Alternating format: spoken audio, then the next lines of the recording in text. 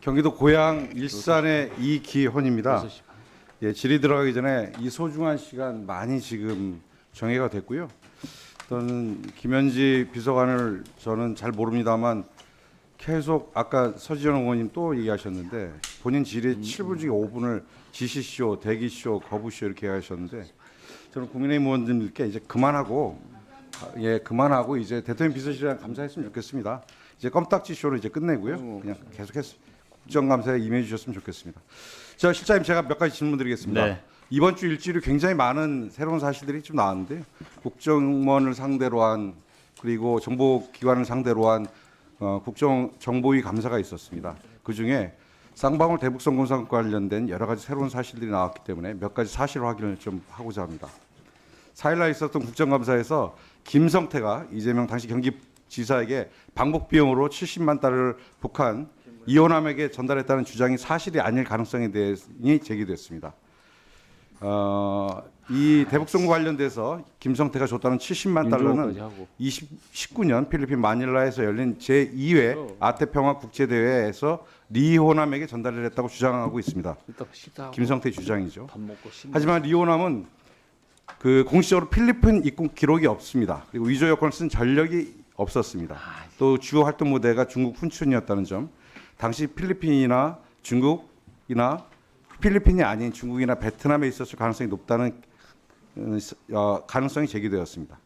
또한 대북송금 70만 달러에 관련돼서 그러니까 이호남에게 줬다는 등이죠. 김성태의 해외 불법 도박과 관련이 있다는 새로운 사실이 좀 밝혀졌습니다. 김성태가 필리핀 마닐라에서 고액 바카라 게임에 하다가 수십억의 빚을 졌고 이전에도 정키바라고 하는 불법 카지노에서 필리핀에서 거주하는 홍규라고 하는 그러한 그 정키바 운영자에게 70만 달러의 빚을 지고 이것을 갚았다라고 하는 갚았을 수 있다라고 하는 그러한 새로운 사실이 밝혀져 있습니다.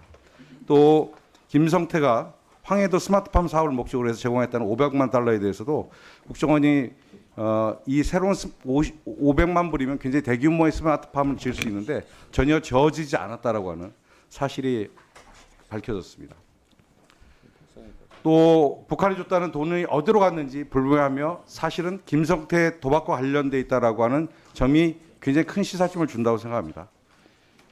쌍방울의 대북송금 주장은 근거도 없고 오히려 김성태가 불법 도박비 수십억 원을 탕진하고 이것을 갚는 과정에서 이재명 경기도지사의 방북 비용을 위해 이호남에게 70만 달러를 줬다라고 거짓 주장을 한 것이라는 것이 의심이 됩니다. 만약 이거 사실이라면 이재명 대통령은 해외 불법 카지노와 연관된 국제범죄의 차기 피해자가 되는 것입니다. 이 문제에 대해서는 국정원이 보유하고 있는 쌍방울과 김성태 불법 도박 관련된 자료를 좀 대통령 비서실에서 신속하게 공개하고 이 사건의 실체가 낱낱이 밝혀지도록 해야 할 필요가 있다는 생각이 듭니다. 또한 그 4일날 국정감사에서 간사들끼리 이제 브리핑을 하게 됩니다. 정보위기는 대북송금과 관련돼서 국정원이 22년도에 특별 감사를 진행했습니다. 그 과정에서 국정원이 쌍방울 대북송과 관련돼서 이번에 특별 감사를 진행을 했는데요. 국정원이 검찰 조례를 제출을 요구에 응하면 일부 자료만 그러니까 국정원이 검찰의 제출 자료를 요구에 응하면서 일부 자료만 제출했다는 새로운 사실이 밝혀진 바가 있습니다. 그러니까 대북 부서에서만 나온 자료들만 전달하고 경제 관련 부서에서 나온 자료들에 대해서는 전달하지 않은 사실이 언론을 통해서 밝혀졌습니다.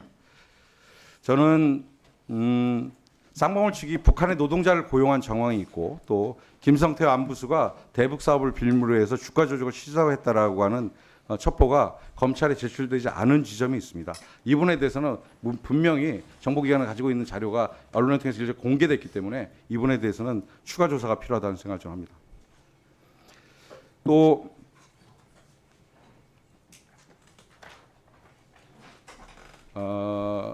윤석열 정권이 당시 국정원이 야당의 유력 주자인 이재명 대통령을 죽이기 위해서 사실은 이렇게 자료를 선택적으로 제공한 것은 국내 정치에 개입한 것과 다름 아닙니다. 이 부분에 대해서는 신속한 조사가 필요하다는 생각을 좀 합니다. 추가해서 하나 더 말씀드리면 22년 국정원이 김성태와 이재명 당시 경기도지사와 관련된 조사를 합니다. 최혁 검사라고 하는 분을 감찰 조사관으로 임명하고 이분을 통해서 조사를 했지만 아무런 관련성이 없다는 것이 이제 밝혀졌는데 이것에 대해서 공개하지 않았습니다.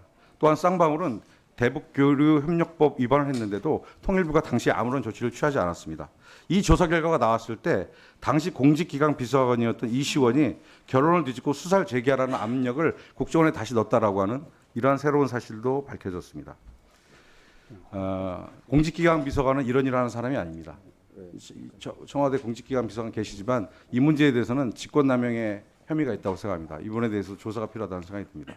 마지막으로 23년 10월 11일 날 강서구청장 보궐선거가 있었습니다. 그 하루 전날인 10월 10일에 국정원이 선관위 시스템의 해킹에 취약하다고 하는 발표를 하게 됩니다. 이게 강서구청장 선거에 상당히 영향력을 행사하려고 이렇게 발표를 했는데 사실 이것이 모태가 돼서 윤석열이 대한민국 선거는 부정선거다라고 하고 이것이 어쩌면 작년 12월 3일 날 계엄 때 바로 선관위에 국회와 선관위에 군인을 보내는 이런 일로 발전합니다.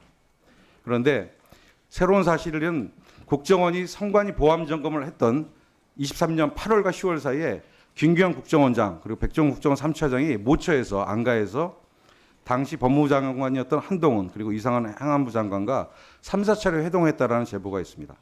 이 제보에 따르면 선관위 시스템 문제를 선관위가 직권조사 자체 조사로 수사 의뢰를 하게 하든지 아니면 검찰이 인지수사로 처리할 것인지에 대해서 본인들끼리 논의했다라고 하는 제보입니다. 결과는 이게 두도 적절치 않으니까 보궐선거 직전인 10월 10일 날 발표를 하게 됩니다.